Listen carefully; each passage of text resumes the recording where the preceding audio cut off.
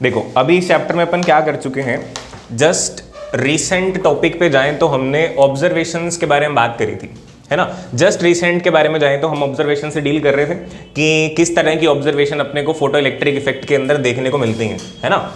हमने चार ऑब्जर्वेशन करी थी या 5 करी थी? 4 करी थी। पहला किया था इफेक्ट ऑफ इंटेंसिटी, और आपने देखा था इंटेंसिटी का इफेक्ट किस पे पड़ता है? फोटो इलेक्ट्रिक करंट पे तो पड़ता है, पर काइनेटिक एनर्जी या फिर स्टॉपिंग पोटेंशियल पर नहीं पड़ता। सेकंड आपने देखा था इफेक्ट ऑफ फ्रीक्वेंसी, और फ्रीक्वेंसी का इफेक्ट फोटो इलेक्ट्रिक करंट पर तो नहीं पड़ता, बट काइनेटिक एनर्जी या फिर स्टॉपिंग पोटेंशियल इस पे पड़ता है ना। और दोनों में ही जब इंपैक्ट हो रहा है तो कैसा है? Directly proportional. इसमें भी डायरेक्टली प्रोपोर्शनल और इसके अंदर भी डायरेक्टली प्रोपोर्शनल। थर्ड आपने देखा था इफेक्ट ऑफ मेटल, यही था थर्ड पे, है ना, कि मेटल के बदलने से क्या हो रहा था। जो अपन ने एग्जांपल कंसीडर किए थे ना, किसी की बाइक फंसी हुई थी, किसी की कार फंसी हुई थी, किसी का प्लेन तो हमारी चॉपर जो हमारी तो पॉकेट से बाहर था। तो मेटल चेंज करने से वर्क फंक्शन चेंज हो सकता है, और वर्क फंक्शन चेंज होने से क्या होगा? एक तो जो हमारा फर्स्ट डिसीजन था, जो हम कह रहे थे कि light is capable of ejecting the photo electrons, वो बात बदल सकती है। और दूसरी चीज क्या बदल सकती है? इजेक्ट होने वाले इलेक्ट्रॉन्स की काइनेटिक एनर्जी, है ना। जो अपने स्कूटी वाले को फ्री कर रहे थे तो वो बहुत ज्यादा खुश हो रहा था एज कम्पेयर टू कार वाले से, वो ट्रक वाला और कम खुश हो रहा था, वो तो बेचारा दुखी है, वो वेट कर रहा है बेबी कि कोई आएगा। और फोर्थ अपन ने किसको देखा था? फोर्थ अपन बात कर रहे थे टाइम लैग का, और इसके बारे में कुछ ऐसी हल्की सी बात सुनी थी आपने, क्योंकि मैंने कही थी कि ये चीज आपको कहीं ना कहीं काम करेगी, कहीं ना कहीं एज अ एविडेंस यूज होगी। कहा था ना ये कि ये वाली चीज एज एविडेंस यूज होगी वेव थ्योरी को गलत साबित करने में।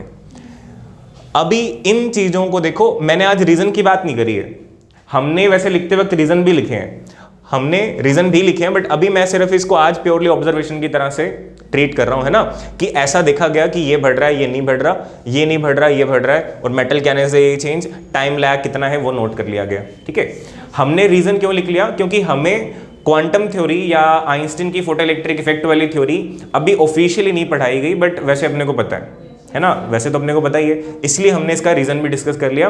दैट्स वाई ये टॉपिक थोड़ा सा लंबा हो गया, नहीं तो ऑब्जर्वेशन 1 दिन या आधे दिन का ही काम है, डायरेक्ट बताना है सिर्फ। क्योंकि ऑब्जर्वेशन का मतलब क्या है? जो दिख रहा है वो लिखना है, और दिख रहा है उसके पीछे तो कोई रीजन होगा नहीं ना, कि सन दिख रहा है तो सच है ये, अब क्यों दिख रहा है, ऐसा ही क्यों दिख रहा है, ये सारे तो क्वेश्चन करेंगे नहीं, जो सामने है उससे बड़ा सच तो कुछ है नहीं। क्लियर? तो हमने रीजन क्यों लिखे हैं? हमने रीजन इसलिए लिखे हैं बिकॉज हमें हल्का हल्का आइडिया है, तो बाद में हम थ्योरी के बाद में रीजन देते तो वो भी दे दिया। ओके, अब अपने को इसके बाद क्या करना है? नेक्स्ट हेडिंग हमारे पास है फेलियर ऑफ वेव थ्योरी, और ये इंपॉर्टेंट है, इस पे इंपॉर्टेंट लगा लेना, और इसको आपको नोट्स में से रीड करना है। ये एग्जाम में आता होता है, 2 मार्क्स में आ जाता है, 3 में आ जाता है, 1 में आ जाता है, और कंप्लीटली थ्योरेटिकल चीज है।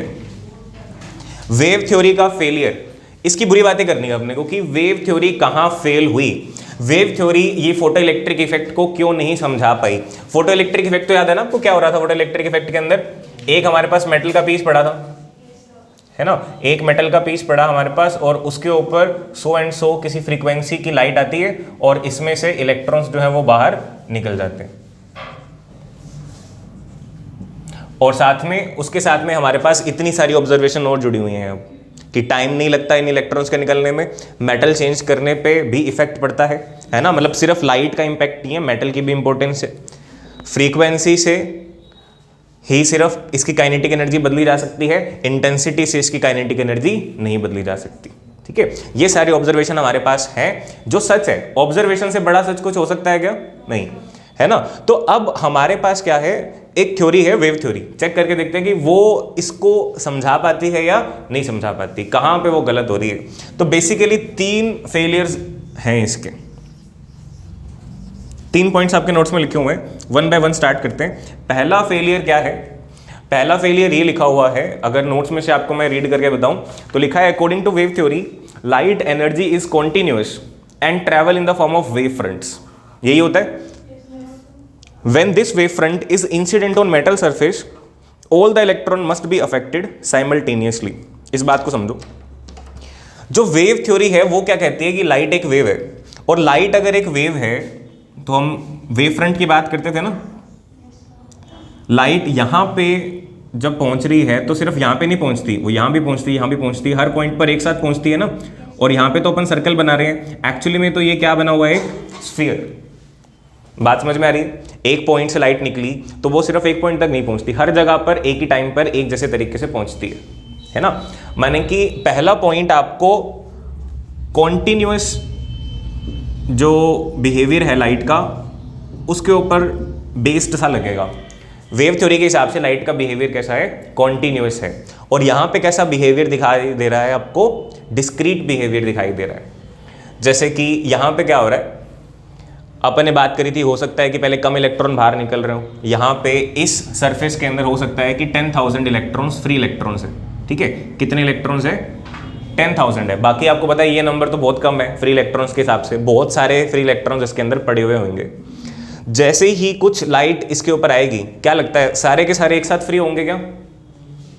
नहीं, डिपेंड करता है सर इंटेंसिटी पे, है ना। अब आपके पास सारे आंसर हैं, आप क्या कहोगे कि सर इंटेंसिटी पे डिपेंड करता है। इंटेंसिटी का मतलब हमें पता लग जाएगा कि पर सेकंड इतने सरफेस पे कितने फोटोन आ रहे हैं, और आप बता दो तो हम बता देंगे। अगर मैं आपको कहूँ कि 500 फोटोन्स पर सेकंड आ रहे हैं तो आप कहोगे कि 500 इलेक्ट्रॉन्स बाहर निकलेंगे, अगर कंडीशन फुलफिल हो रही है थ्रेशोल्ड वाली तो, है ना।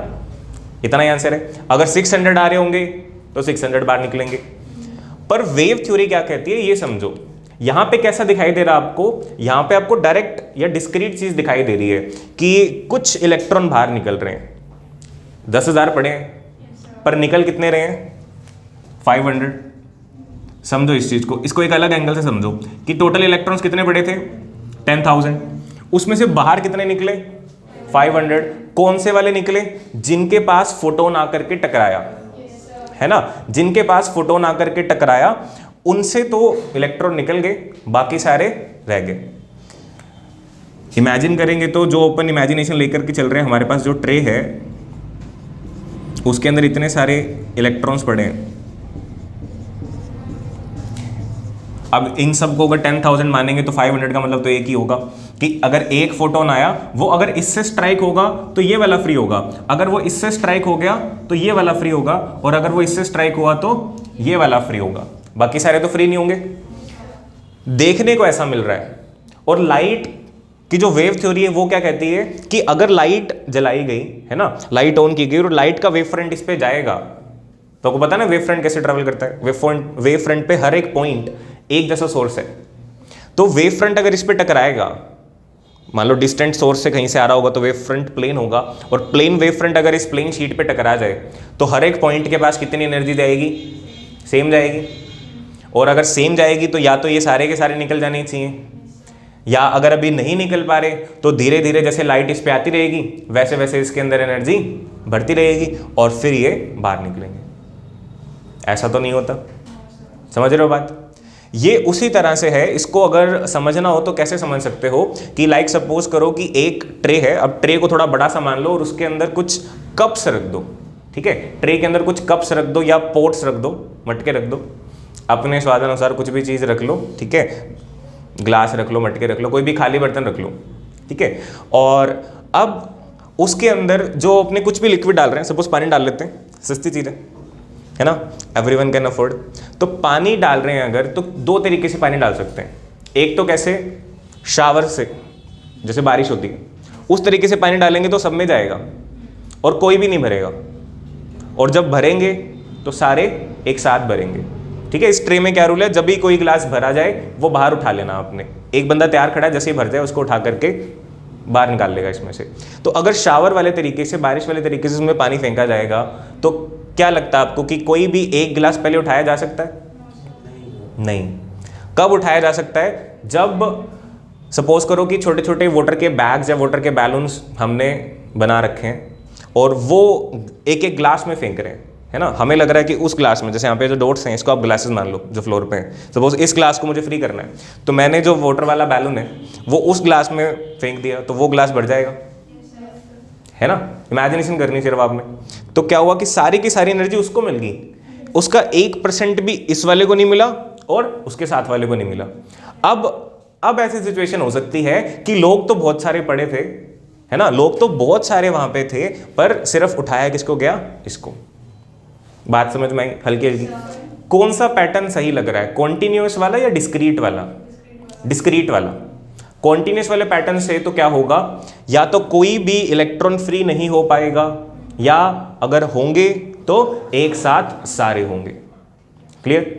जबकि होता क्या है कि अगर 10,000 भी पड़े हैं तो उनमें से 500 फ्री हो रहे हैं। तो ये चीज तभी हो सकती है जब एनर्जी का ट्रांसफॉर्मेशन कॉन्टिन्यूस तरीके से नहीं हो रहा, 1 to 1 हो रहा हो, है ना, कि एनर्जी शावर वाले तरीके से नहीं बिखर रही कि हर जगह पे एक जैसी बारिश हो रही है, नहीं।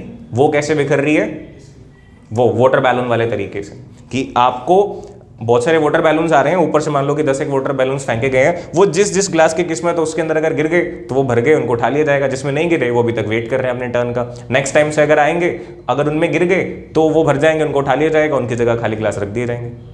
समझ रहे हो? इस तरह की एनालॉजी अपन बिठाएं तो हमें समझ में आ जाता है, पर अगर वो शावर वाली एनालॉजी बिठाएं तो हमें समझ में नहीं आता।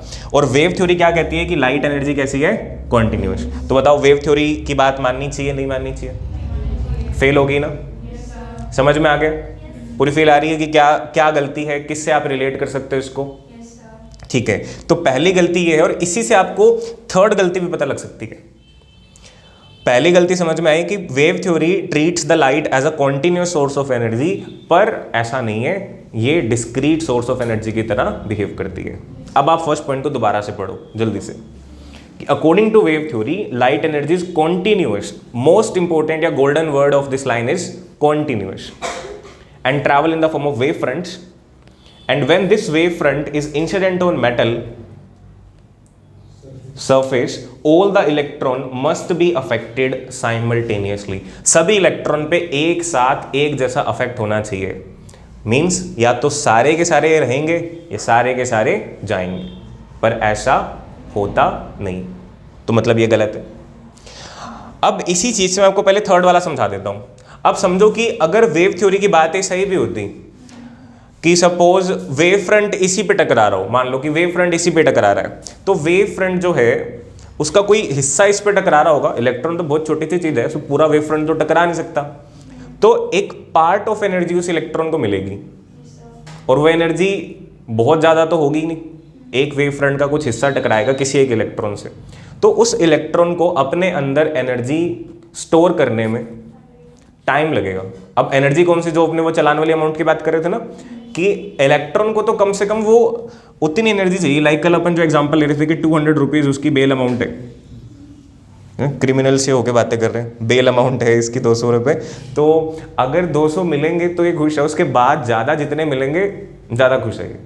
पर ये किसके लिए देख रहा है? अभी तो जो बंदा फंसा हुआ तब तो वो 200 सोचेगा ना, उसको पार्टी थोड़ी याद आएगी कि 200 ही दे दे, कोई आए तो सही। तो अब ये जो इलेक्ट्रॉन है इस पे जब एनर्जी आएगी, लाइट वेव फ्रंट का कुछ एक छोटा सा हिस्सा इस पर टकराएगा, तो इसको एनर्जी कलेक्ट करने में टाइम लगना चाहिए या नहीं? लगना चाहिए, कुछ सफिशिएंट अमाउंट ऑफ टाइम लगना चाहिए, जिसके बाद में इसके पास एनर्जी स्टोर हो और ये बाद में अपने सरफेस को छोड़ करके बाहर जाए, और फिर उसके इसमें काइनेटिक एनर्जी बहुत ज़्यादा नहीं मिलेगी अपने को। पर ऐसा होता है क्या? टाइम देखो इसका कितना है, मतलब कि पता ही नहीं लगता। इस टाइम को आप इमेजिन ही नहीं कर सकते, इतना छोटा टाइम है। 10⁻⁻⁹ सेकेंड्स इमेजिन कर सकते हो? मतलब इमेजिन करने को जाएंगे इतने में ये टाइम बहुत बारी हो जाएगा। एक सेकंड का कौन सा पार्ट है? 10⁹ को क्या बोलते हैं? 9? अरे नैनो वैसे नहीं, वो तो मेरे को भी पता है, नैनो जैसे मिलियन बिलियन वाला। इतनी बात नहीं हुई अपने, देखो बिलियन से तो बड़ा ही है ना ये। अब आप सोचो 1 रुपये आपको कहा जाए कि आपको 1 रुपये का 1 बिलियंथ पार्ट आपके अकाउंट में आने वाला है, कोई खुशी होएगी तुम्हें? कहोगे रहने दो सर, क्यों एहसान कर रहे हो, हमसे ले लो 1 रुपये। तो बाकी देना हो तुम, देना हो तो मुझे दे देना, कोई नहीं, तो मैं नहीं मना करता। अब ये चीज़ इतनी छोटी है कि जिसको इमेजिन नहीं किया जा सकता, और यहाँ पे आपको सफिशिएंट टाइम मिलना चाहिए इस थ्योरी के हिसाब से। अगेन फिर ये थ्योरी कैसे साबित होगी? गलत साबित होगी, है ना। तो दूसरा फेलियर, तो वेव थ्योरी की बातें एक्सपेरिमेंटली मैच नहीं हो रही। अब दूसरा फेलियर समझो। मैंने तीसरे फेलियर को याद रखने के लिए आपके यहाँ पे देखो थ्योरी लिखी हुई है, पर आप इसकी हेडिंग बना सकते हो, लाइक थर्ड पे आप ऐसा लिख दो time lag. Means this is all about the time lag. याद रखने के लिए इजी हो जाएगा ना, इतनी लंबी लंबी लाइन याद नहीं रखनी पड़ेंगी, दिमाग में रहेगा कि 3 पॉइंट कौन कौन से हैं। जैसे इसमें देखो कौन सा है, इंटेंसिटी, फ्रीक्वेंसी, मेटल और टाइम लैग। इसमें 3 पॉइंट कौन से हैं? पहला पॉइंट है कॉन्टिन्यूस, इसकी हेडिंग देना चाहिए तो अपन ये दे सकते हैं, कॉन्टिन्यूस वर्सेस डिस्क्रीट, है ना। डिस्क्रीट ऑब्जर्वेशन है और कॉन्टिन्यूस थ्योरी है। दूसरा जो बैटल है, दूसरी बार जो ये वेव थ्योरी हार रही है, वो क्यों हार रही है वो समझो। वो है intensity, effect of intensity.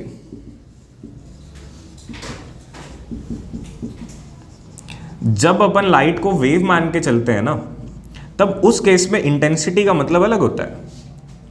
Intensity का मतलब क्या होता है? Energy per unit area per unit time, होता है कि नहीं? होता है।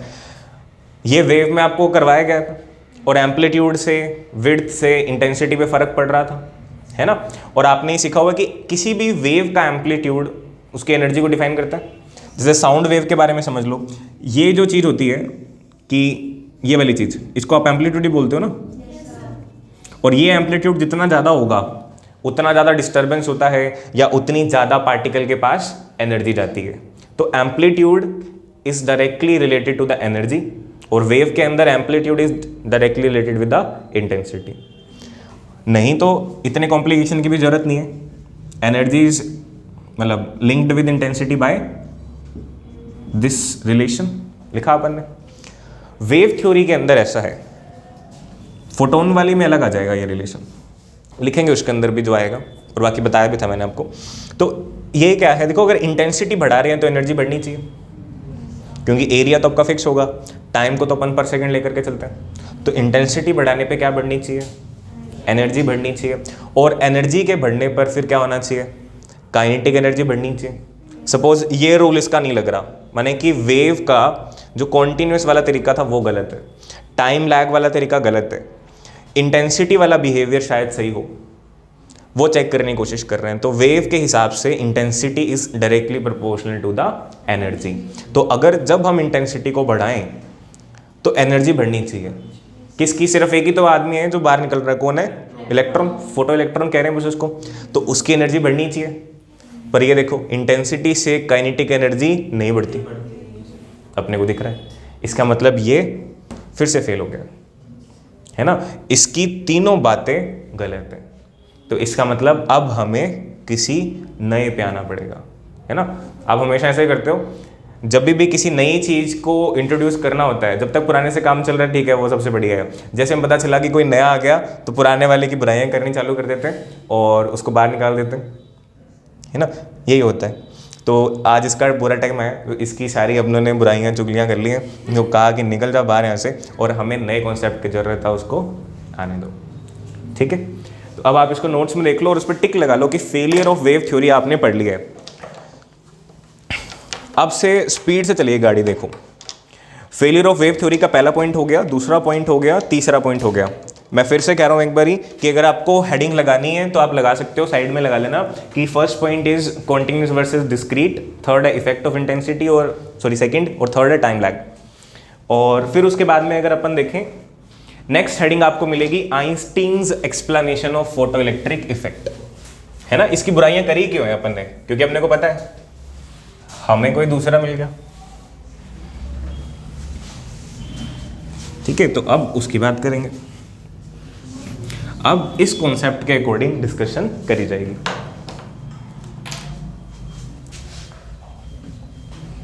और इसकी तो बात आपको बताइए, ये चालाकी से दी हुई थ्योरी है इसकी।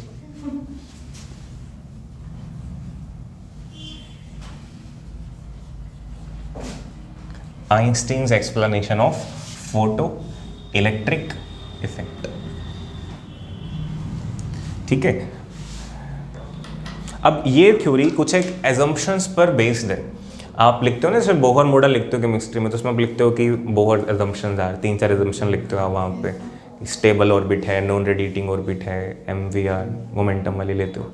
वैसे ही इस थ्योरी के भी कुछ एक एजम्पशंस हैं, वो आपके पास लिखे हुए हैं। काफ़ी एलाबोरेटेड वे में आपको मैंने थ्योरी लिख के दे रखी है। ये चीज़ यहाँ पे अच्छी लिखी हुई है, ठीक है। तो आप देखो क्या लिखा है। सबसे पहला पॉइंट ये लिखा है कि Einstein extended Planck's quantum idea for light to explain photoelectric effect, वही कि मतलब आइंस्टीन का खुद का नहीं है ये विचार किसके हैं, प्लैंक के हैं। इसने यूज कर लिया अपनी, मतलब अपना दिमाग यूज किया इसने। प्रॉब्लम किसकी है, किसकी प्रॉब्लम थी, हर्ट्ज की प्रॉब्लम थी। तुम्हें हिस्ट्री पता है ना, डिस्कवरी किसने करी, हर्ट्ज ने। उसको समझ नहीं आ रहा कि क्या हो रहा है, हर्ट्ज ने कर लिया, फिर हेल्वोश आ गया, फिर लेनार्ड आ गया, है ना।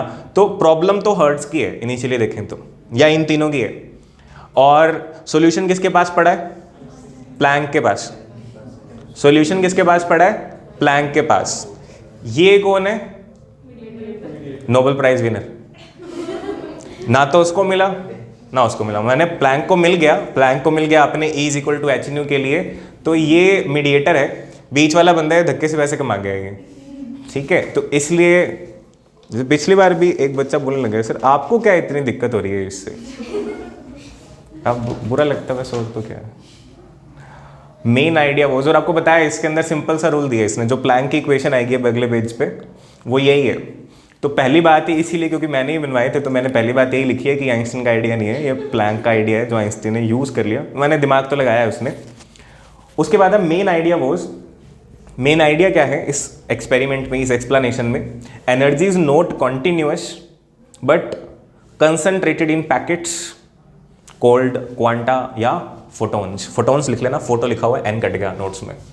तो आपको पहले ब्रीफ इंट्रो दे दिया गया है इसका, ठीक है।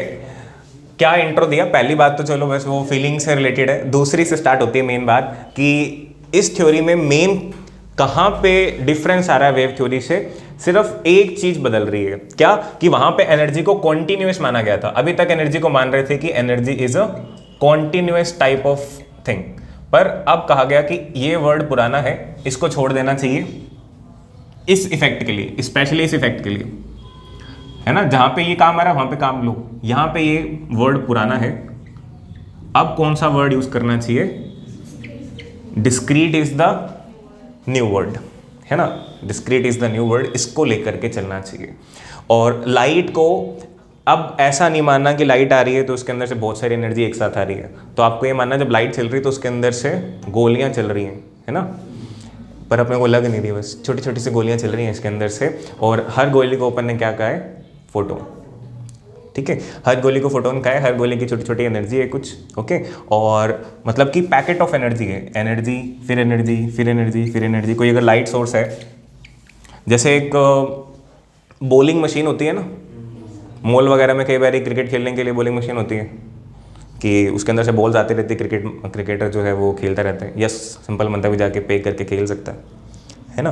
तो अब उस मशीन को अगर आप इमेजिन करो, वैसा आप एक लाइट सोर्स को मान सकते हो, ठीक है। अब लाइट सोर्स को इनिशियली आप इतना बड़ा लाइट सोर्स मत माना, आप सोचोगे सर इसमें से गोली कहाँ से निकलेगी, यहाँ से यहाँ से ना, ऐसे हर जगह से निकलेगी।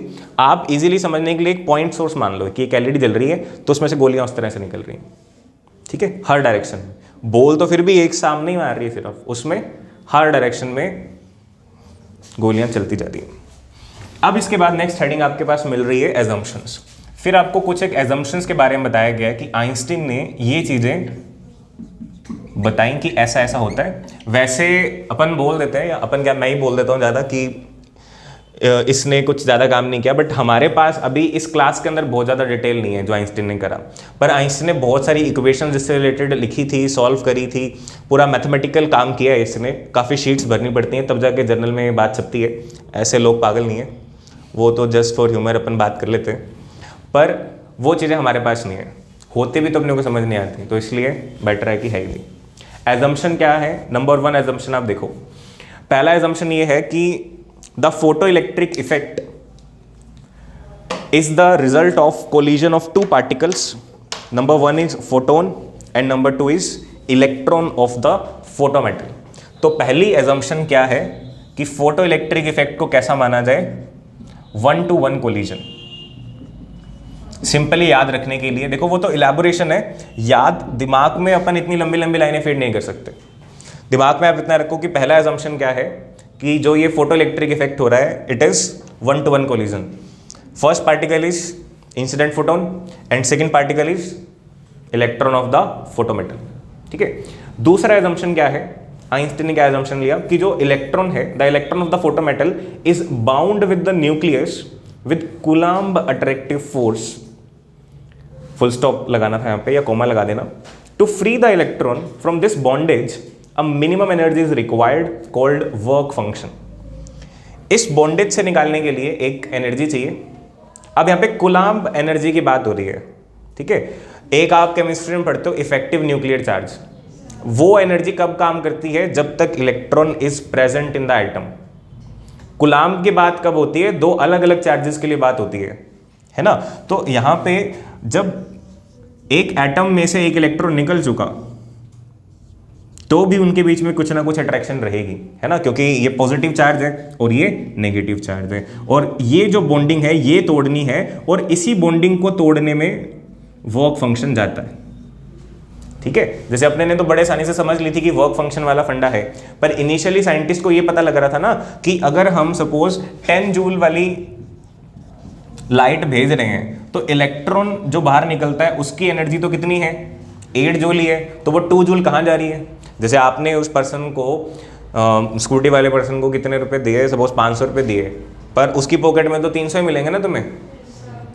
अब वो 200 कहाँ गए हैं, अमाउंट में ना, फ्री करने में। तो उसका आंसर यहाँ से मिल गया। तो ये एजम्पशन किसका आंसर दे रहा है, जो गिवन एनर्जी और जो ऑब्जर्व्ड एनर्जी के बीच में लॉस दिखाई दे रहा है, वो लॉस को एंश्योर कर रहा है। ये हर पॉइंट का आपको मीनिंग समझ में आना चाहिए। याद करने को सिंपल सी लाइन है, पर ये लाइन कही क्यों गई है, समझ गए कि ये लाइन किसको एश्योर कर रही है कि हर बार आपने जितनी एनर्जी दी होगी उससे कुछ कम एनर्जी आपको मिलेगी, कुछ एनर्जी का लॉस होगा ही होगा in the breaking of this linkage, ठीक है।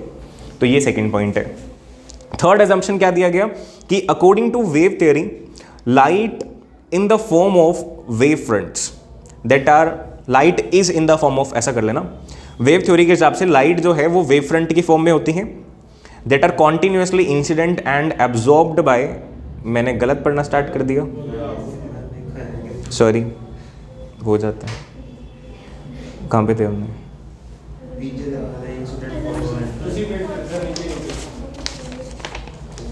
भावनाओं में बह गए, हाथ में पकड़ लेते हैं इसको। The incident photons interact with single electron and losses it's energy in 2 parts. ये वो एनर्जी, ये वो एजम्पशन जिससे ये बता दिया जाए, इस चीज़ को और फर्दर क्रिएट कर दिया जाए कि ये जो 8 जूल एनर्जी है इसका क्या होने वाला है। ये सेकंड पॉइंट किस लिए बताया गया, ये सेकंड पॉइंट इसलिए बताया गया कि 2 जूल जो गायब हुई है उसका रीज़न दिया जा सके। और थर्ड पॉइंट किसके लिए बताया जा रहा है कि इस 8 जूल का क्या फ्यूचर है उसको समझाया जा सके। तो देखो अपने को जो पता लग रहा था वो क्या था कि जो फोटोन की एनर्जी है, एनर्जी ऑफ फोटोन, सारी की सारी किसके पास चली रहेगी, इलेक्ट्रॉन के पास, और इलेक्ट्रॉन उसको कितने हिस्से में यूज कर रहा है, 2 में। एक काम पे अपनी बेल करवाने में, वर्क फंक्शन में, और दूसरा पार्टी करने में, काइनेटिक एनर्जी में। अब ये चीज क्या बहुत बड़ी है समझने में, कोई बहुत बड़ा तीर मारा ये बात समझ के, मार दिया। ये आइंस्टीन की फोटो इलेक्ट्रिक इक्वेशन है, यही ये आइंस्टीन की फोटो इलेक्ट्रिक इक्वेशन है, तो इसीलिए तो गुस्सा आता है इस पर। तो आसान सी चीज है ये। अब इसको देखो, और दूसरी बात मैंने तुम्हें बता रही कि कोई भी सिंपल वाली चीज की वैल्यू नहीं होती, उसको थोड़ा सा कॉम्प्लिकेट करके लिख देना जिसमें समझ नहीं आ रहा हो, बच्चों को लगे कि भाई थोड़ी सी अजीब सी चीज है, तब जाके उनको भी लगता है कि अच्छा हाँ कुछ पढ़ रहे हैं और ये चीज सर ने समझाई है तो बनता है इनका, नहीं तो ये चीज़ तो हम घर में पढ़ लेते, है ना। तो अब इसको अगर थोड़ा सा कॉम्प्लेक्स बनाना हो तो अपन क्या लिख सकते हैं, एनर्जी ऑफ फोटोन को रिप्लेस कर सकते हैं h न्यू से, वर्क फंक्शन को w लिख दो, या थोड़ा स्टाइलिश लिखना तो फाई लिख दो, काइनेटिक एनर्जी को काइनेटिक एनर्जी मैक्स लिख दिया। अब थोड़ा बच्चा घूमे कि भाई ये फाई क्या है, ये h न्यू क्या है, ये मैक्स क्या है, तो ये मैक्स आपको पता है ना क्यों लगाया, क्योंकि वैसे तो अपन ये मानते हैं कि सारे के सारे इलेक्ट्रॉन्स कोई भी एनर्जी लूज नहीं करेंगे, सारे एक जैसा बिहेवियर होगा सबके साथ, बट फिर भी अगर इन द केस कम ज़्यादा काइनेटिक एनर्जी किसी की है तो हम किसको देखेंगे, मैक्सिमम वालों को, ठीक है। ये आपको मैंने पहले क्लियर किया हुआ इसका मैक्स का कॉन्सेप्ट। अब ये h in equal to 5 + ke max, अब थोड़ी बात होगी कि हाँ, पर जिसको समझ में आ रखा उसके लिए भी ये नकली चीज़ ही है। इसको और इलाबोरेट किया जा सकता है, क्या लिखा जा सकता है इसको, h न्यू, इसको क्या लिखा जा सकता है, एच न्यू नॉट लिखा जा सकता है, और इसको क्या लिखा जा सकता है, half m v max square, क्योंकि काइनेटिक एनर्जी को मैक्सिमम कौन सी टर्म बना सकती है, वेलोसिटी ना, बिकॉज हाफ भी कांस्टेंट है और ये m किसका है, ये तो वैसे ही कांस्टेंट है, ये फिर से वही इक्वेशन है यही वाली। तो ये इस चैप्टर की माने कि सबसे इंपॉर्टेंट इक्वेशन है ये, given energy work function plus kinetic energy. तो आप देख लो क्या लिखा है, the incident photon interact with single electron and loses it's energy in 2 part. Number 1 पहला हिस्सा लिखा है इन रिलीजिंग इलेक्ट्रॉन माने प्रोवाइडिंग WF मतलब वर्क फंक्शन, और दूसरा लिखा है इम्पार्टिंग। अब इस बच्चे ने आइस लिखा हुआ है और ये मुझे लग रहा है कि ये राइटिंग का चक्कर है, ऐसा लिखा होगा और जल्दबाजी में ऐसा लिख दिया होगा तो उसने आइस लिख दिया। वो आइस वाइस कुछ नहीं है, काइनेटिक एनर्जी है, ये सो रहे थे बच्चे उस टाइम।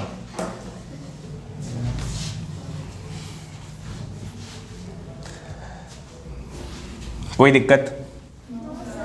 पिछले 2-3 दिनों में बल्कि क्लास अटेंड करने में थोड़ी सी दिक्कत आ रही होगी, समझने वाली चीज़ें बहुत ज़्यादा थी, अपने यहाँ पे बहुत ज़्यादा बातें कर रहे थे, नोट्स में आगे धीरे धीरे बढ़ रहे थे, आज थोड़ी स्पीड पकड़ी अपन ने। और देखो नीचे की तरफ एक डायग्राम हल्का सा बना के आपको दिखा रखा है जिसको आप समझ सकते हो कि फोटॉन्स आ रहे हैं। अब लाइट को कैसे माना जा रहा है, एच न्यू के पॉकेट्स कह दो, पैकेट्स कह दो, बंडल्स कह दो, बल्ब्स कह दो, वो आ रहे हैं और एक एक इलेक्ट्रॉन को बाहर निकाल रहे हैं। और फिर नीचे लिखा हुआ है hashtag Einstein's photo electric equation, Einstein की फोटो इलेक्ट्रिक इक्वेशन। और फोटो इलेक्ट्रिक इक्वेशन जो है वो अपने ऑलरेडी डिस्कस कर रहे हैं, इसमें आप लिख लेना आइंस्टीन की फोटो इलेक्ट्रिक इक्वेशन के अंदर नोट्स के अंदर सिर्फ इतना मेंशन किया गया है क्या कि H in is equal to 5 + KE max, इतना लिखा हुआ है।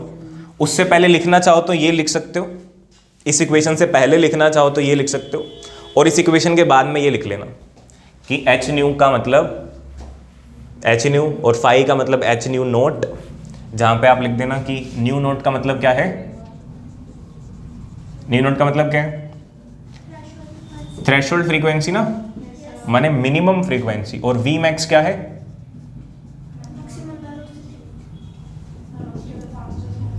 Velocity of fastest photo electron. देखो वही चीज कि बढ़िया लगना चाहिए लिखा हुआ, तो वेलोसिटी मैक्सिमम वेलोसिटी लिख दिया वो तो फिर है ही, ये दिख ही रहा है V मैक्स। सेल्समैन वाली थोड़ी थोड़ी एबिलिटीज आ जाती हैं इस तरह के चैप्टर में, सिंपल सी चीज़ को भी इतना ज़्यादा हाइप क्रिएट करके दिखा देंगे कि भाई ये तो बहुत ही ज़बरदस्त चीज़ है, जो बेच करके निकल जाएंगे जब पता लगेगा कि ये क्या खरीद लिया, इसके बिना भी काम चल रहा था। अब इस इक्वेशन को देखो कहाँ यूज़ किया जा सकता है, एक सिंपल सी बात है, देखो इसमें H कांस्टेंट है, ये वाला H भी सेम ही कांस्टेंट है, न्यू नॉट ये भी एक कांस्टेंट होता है, हाफ भी कांस्टेंट है और ME भी कांस्टेंट है, और मतलब 1 2 3 कांस्टेंट है इसमें, और 3 में से 2 कांस्टेंट तो ऐसे जिनकी वैल्यू हमें याद ही है, जैसे मास ऑफ इलेक्ट्रॉन की वैल्यू आपको याद हो सकती है, प्लैंक्स कांस्टेंट की वैल्यू आपको याद हो सकती है। बचे कौन, एक फ्रीक्वेंसी ऑफ इंसिडेंट लाइट और एक velocity of ejecting electrons. Means अपन इस फॉर्मूला को कन्वर्ट कर सकते हैं, इस फॉर्मूला को यूज कर सकते हैं मैक्सिमम वेलोसिटी निकालने के लिए, या फिर वेलोसिटी हमें पता हो तो फ्रीक्वेंसी निकालने के लिए। ठीक है, तो इस फॉर्मूला को आगे मॉडिफाई करके वो वाली शक्ल दी जा सकती है। यहां तक एक बार या बॉक्स में कर लो, ठीक है, और फिर उसके बाद ऐसा लिख लो। इस इक्वेशन से और कर क्या सकते हैं, जब तक आपके पास क्वेश्चन नहीं आता तब तक तो आप सोच सकते हो कि अगर वेलोसिटी पूछ ली जाए तो कैसे बताएंगे, तो उसकी तैयारी अगर मैं आपको करवाऊं तो देखो क्या होगा, इसको एक तरफ रख के इसको अगर तो भेज दूं तो क्या बनेगा, ये H new minus H new note, जिसको कि H कॉमन ला करके न्यू माइनस न्यू नोट लिखा जा सकता है। और अगर मैं V मैक्स निकालना चाह रहा हूं तो 2 ऊपर जाएगा और M नीचे आएगा और साथ में अंडर रूट आएगा। ये बात समझ में आई? तो इसी इक्वेशन से ये आ गया। अब आपको ये आइंस्टीन की इक्वेशन है, तो कहेंगे हाँ ये तो अच्छी कोई चीज़ बताई है इसने, ये शायद हम नहीं बता पाते। तो है वही, देख लो इसको, ये आइंस्टीन इक्वेशन के डिफरेंट फॉर्म है।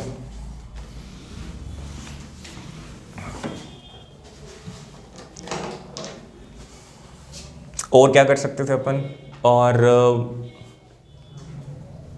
सिर्फ अगर न्यू ही निकालना हो तो वो मैंने अभी लिखवाया नहीं, क्योंकि न्यू निकालना होगा सिर्फ तो h से डिवाइड करा दोगे, यहाँ वाला h चला जाएगा और यहाँ पे me/2h आ जाएगा, इतना होगा, और उसमें कुछ ज़्यादा बड़ी बात नहीं है। ठीक है, यहाँ तक लिख लो बस, और कुछ ज़्यादा चीज़ नहीं है। अच्छा अभी क्या है, एक और चीज़ आप समझ सकते हो कि इस काइनेटिक एनर्जी को हटा करके अपन ने ये लिखा है, इसके बजाय एक और चीज़ भी लिख सकते हैं ना, सोचो क्या, एच न्यू की जगह एच न्यू, फाई की जगह एच न्यू नॉट, और इसकी जगह पे EVS भी लिखा जा सकता था, क्योंकि काइनेटिक एनर्जी और स्टॉपिंग पोटेंशियल तो इतना है VS, स्टॉपिंग पोटेंशियल की चार्ज के साथ मल्टीप्लिकेशन वाली वैल्यू वो उतनी ही एनर्जी होती है जितनी सबसे तेज इलेक्ट्रॉन की एनर्जी होती है। ये लिख लेंगे अपन, 2 मिनट बाद में लिखेंगे, अभी लिखने की जरूरत नहीं है। और एक और फॉर्म कैसे बनाई जा सकती है इसकी, कितनी फॉर्म है इसकी, ये सारी बातें करके हो रहे हैं क्योंकि एग्जाम में न्यूमेरिकल आएगा इस पर, मतलब आ सकता है, तो आप कैसे आंसर करोगे। अगर इस इक्वेशन को लैम्डा में तोड़ दें तो तोड़ सकते हैं क्या, C/λ H C/λ नोट। तो ये जरूरी नहीं है कि आपको ये इक्वेशन लिखाई जाए और तभी आप इसका आंसर करके आओगे, ऑटोमेटिकली अंडरस्टूड है। अगर आपको लगे कि सर हमें लिखनी है तो आप लिख सकते हो, ठीक है, अदरवाइज ऐसी कोई ये खास चीज नहीं है। पर आपका दिमाग हर डायरेक्शन में चलना चाहिए कि हमारे पास हर एक न्यू या C या लैम्डा नोट इन सबको फिट करने की टेक्निक है। लो ये गया। अगला हमारे पास आएगा stopping potential versus new curve. ये भी one of the important topic है 1 मार्क में, और ये आपको मैं पहले ही बनवा चुका हूँ, है ना, और अब इसको मैथमेटिकली बना लेंगे। लास्ट टाइम बनाया था अपन ने, कल वाले सेशन में बनाया था, और आपको ये दिखाया था कि कुछ ऐसा बनेगा। यहाँ पे अगर स्टॉपिंग पोटेंशियल लें, यहाँ पे अगर फ्रीक्वेंसी लें तो डायरेक्टली प्रोपोर्शनल आता है, पर एक इधर से स्टार्ट होता है, और ये जो वैल्यू थी ये क्या थी, थ्रेशोल्ड फ्रीक्वेंसी, क्योंकि थ्रेशोल्ड फ्रीक्वेंसी से कम पे तो इलेक्ट्रॉन निकलेगा ही नहीं, तो उस पे तो आपको स्टॉपिंग पोटेंशियल चाहिए ही नहीं, है ना। कि अगर 200 रुपये है किसी की बेल अमाउंट, तो अगर आप 100, 50, 20 ला रहे हो तो आपको उसको रोकने की जरूरत ही नहीं है, क्योंकि वो चला ही नहीं, है ना। और अगर सिर्फ 200 दे रहे हो तो भी एक्साइट वो हुआ ही नहीं, शांत है, बस घर जाएगा अपना आराम से।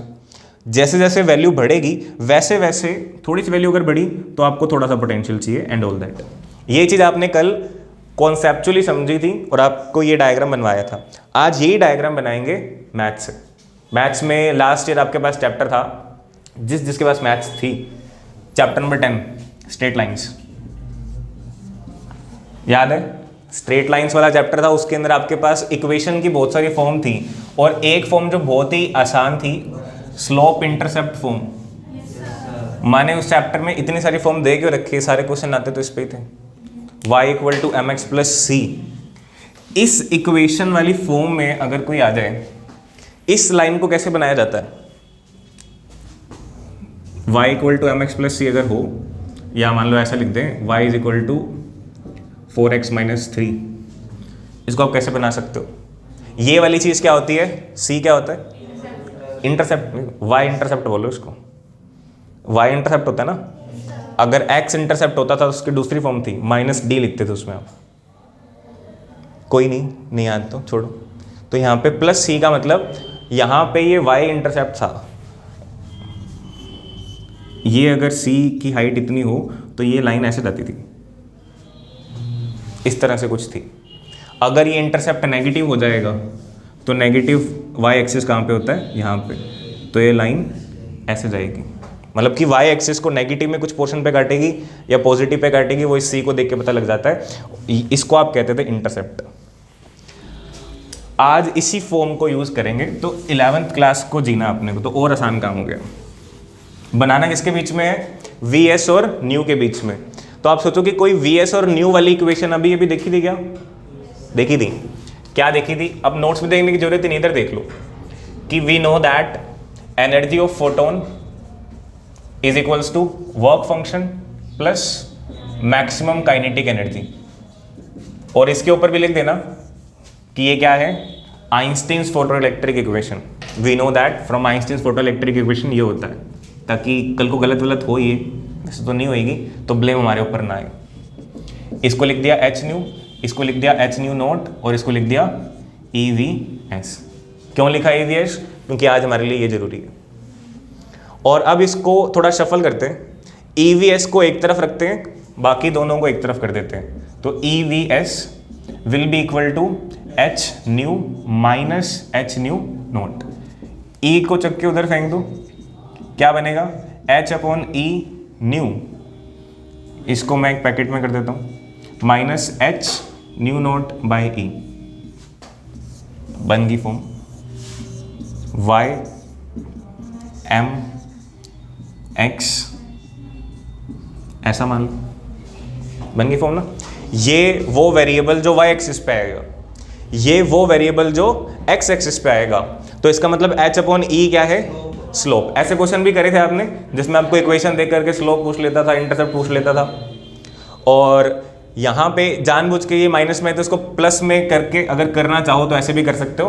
बाकी अगर आप समझते हो, 12th क्लास में बड़े बच्चे हो, तो अंडरस्टूड है इतना कि ये नेगेटिव स्लोप आ गई।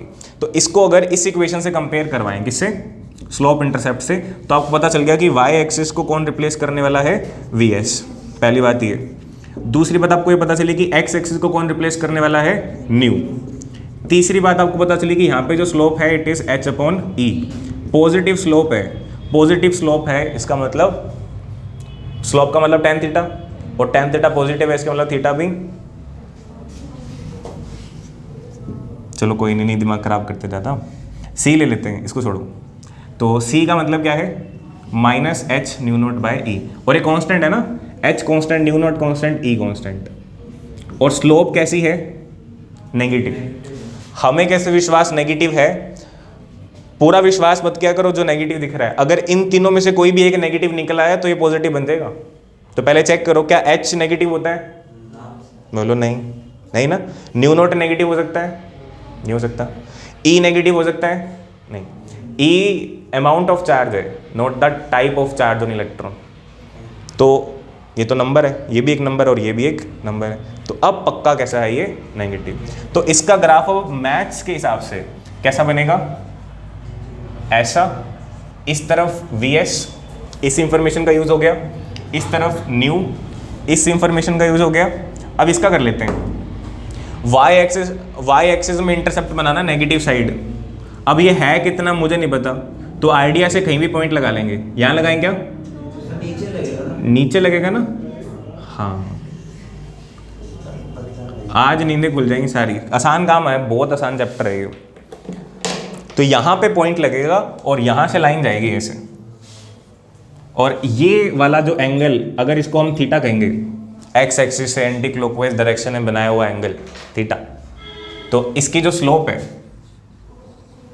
इसकी जो स्लोप है जिसको आप कहते हो tan ऑफ थीटा, वो आपको आज क्या नजर आएगी? आपको ऑलरेडी पता है, एच अपॉन ई। कोई दिक्कत? पर तूने सोचा ये इतनी सारी कहानी कर तो ली, समझ भी आ गई, फायदा क्या? सर्कल बना तो लिया था,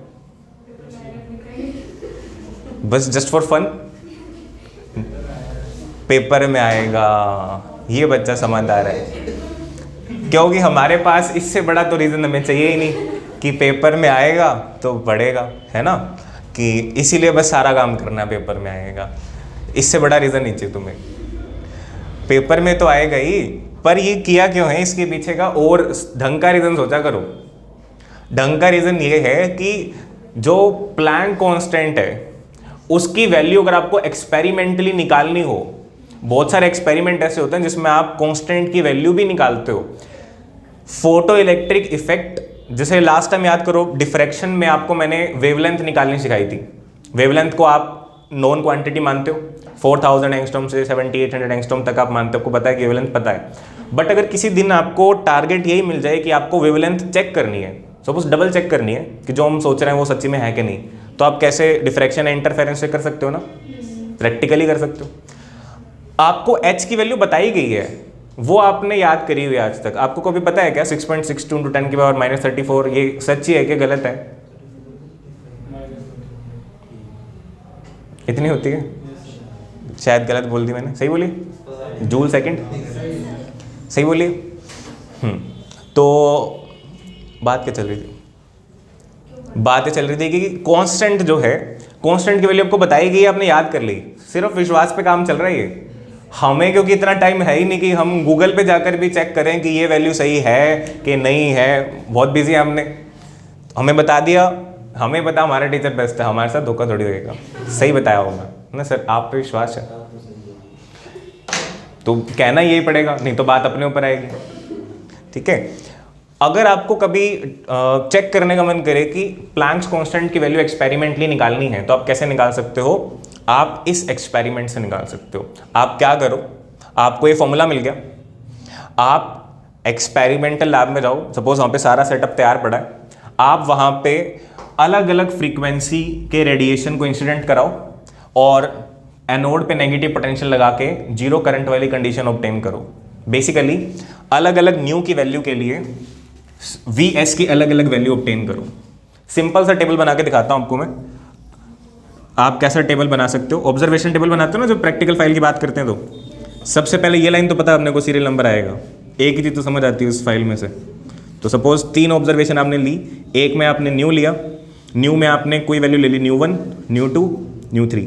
हर किसी वैल्यू के लिए स्टॉपिंग पोटेंशियल आएगा Vs1, Vs2, Vs3।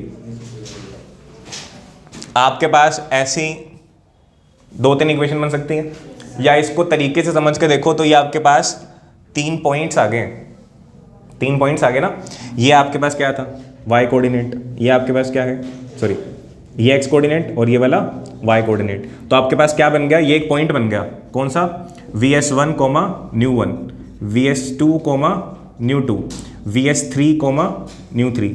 आप एक ग्राफ पेपर लो, उसके ऊपर अच्छे सा स्केल लेकर के ये 3 पॉइंट्स अगर आप प्लॉट कर दोगे, 3 पॉइंट में से जाने वाली लाइन तो एक ही होती है, 2 में से याद आती है, जस्ट एक डबल शॉर्ट के लिए लिया अपन ने, तो उनमें से जाने वाली एक लाइन बन जाएगी आपके पास।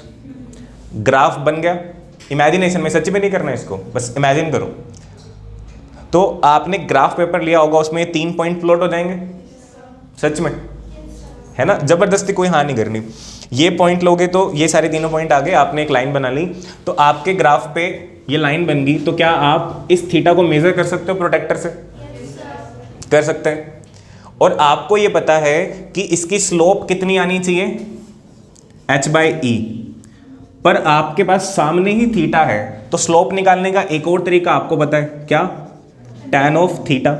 जो भी थीटा आया होगा वो थीटा आप यहां रख दोगे, कुछ नंबर होगा, वो नंबर शायद आपकी रेंज का होगा तो आप निकाल लोगे, नहीं तो कैलकुलेटर तो है ही, उससे निकाल लोगे। तो यहां पे कुछ ना कुछ आंसर आ जाएगा, समथिंग। उस समथिंग को आप किसके इक्वेट कर दोगे? अपने को तो इस पे शक है ना, मतलब इसकी वैल्यू तो यूज कर सकते हैं, इसकी वैल्यू को इस समथिंग से मल्टीप्लाई करवाओगे तो सम अदर थिंग आ जाएगी, और वो जो सम अदर थिंग होगी वो लगभग इतनी ही आएगी।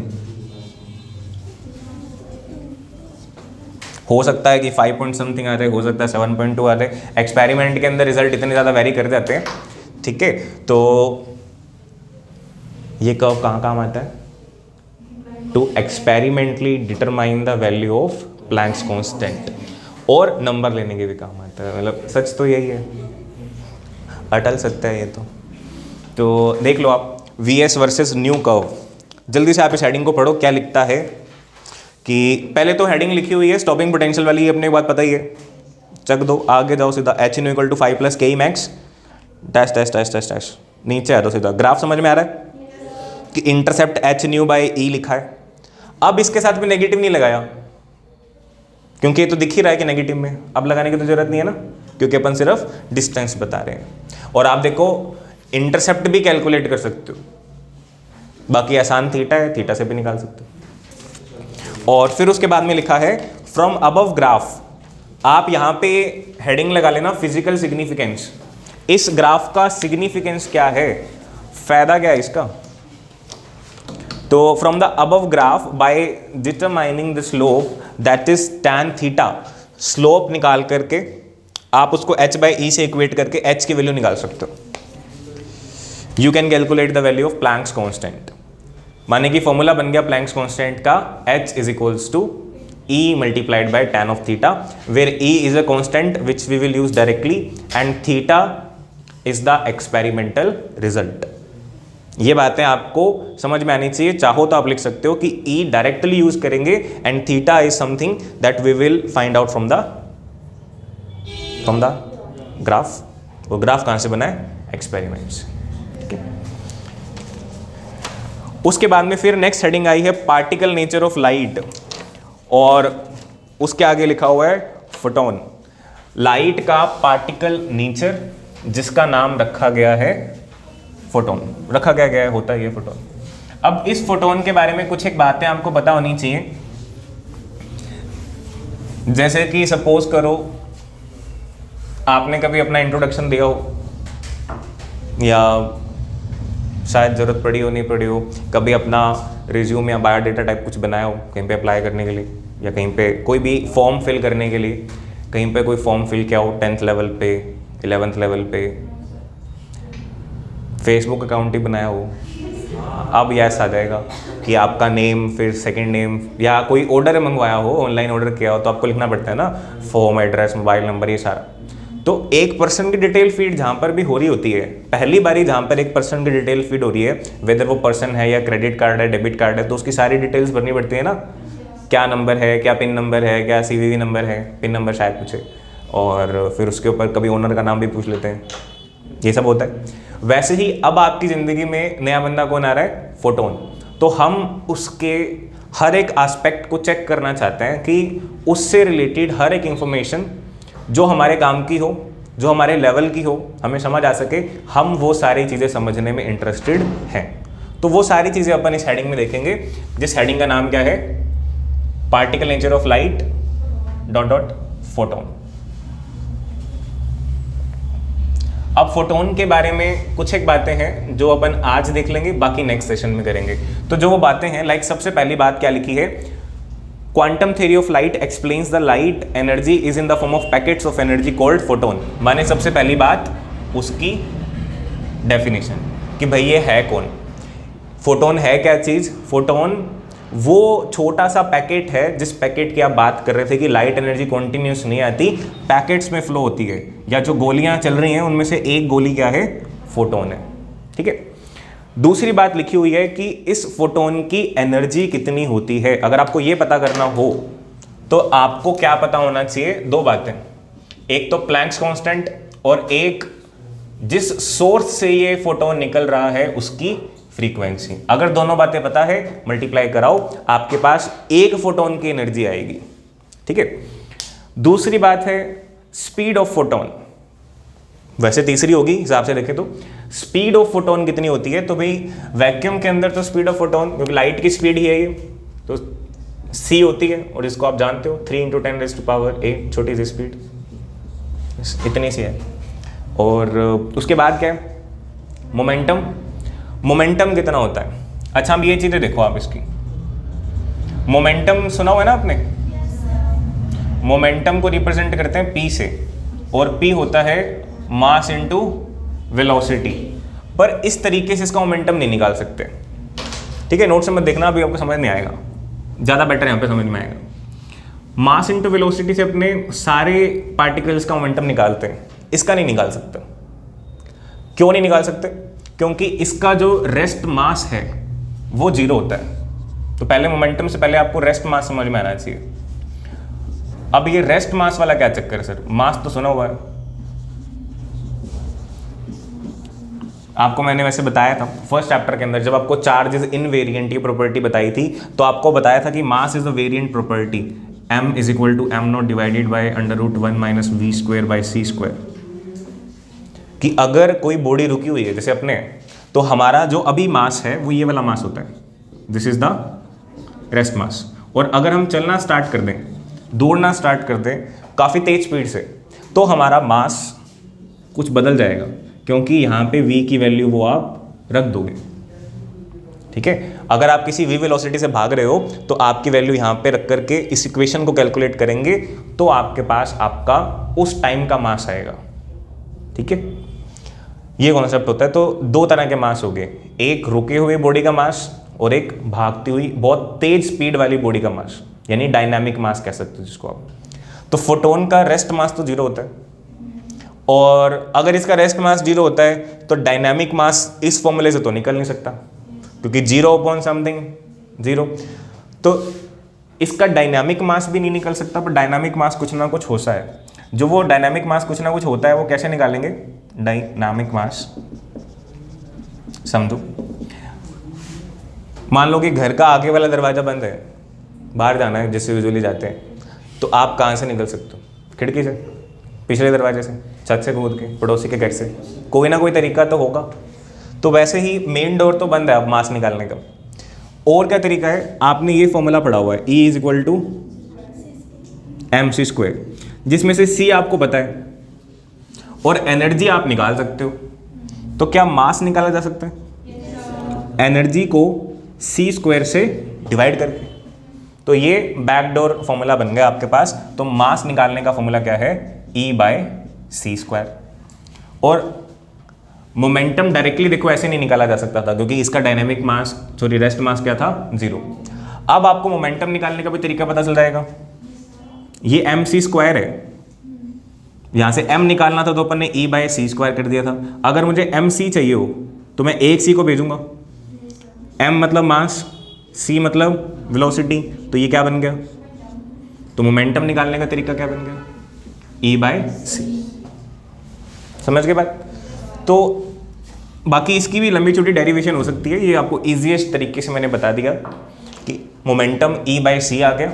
और डायनामिक मास का फॉर्मूला ये लिखा हुआ है इस नोट्स में, तो वो गलत है, इससे निकाल ही नहीं सकते आप, क्योंकि रेस्ट मास 0 है, इससे निकालोगे। ये फॉर्मूला आप ऐड कर लेना नोट्स में।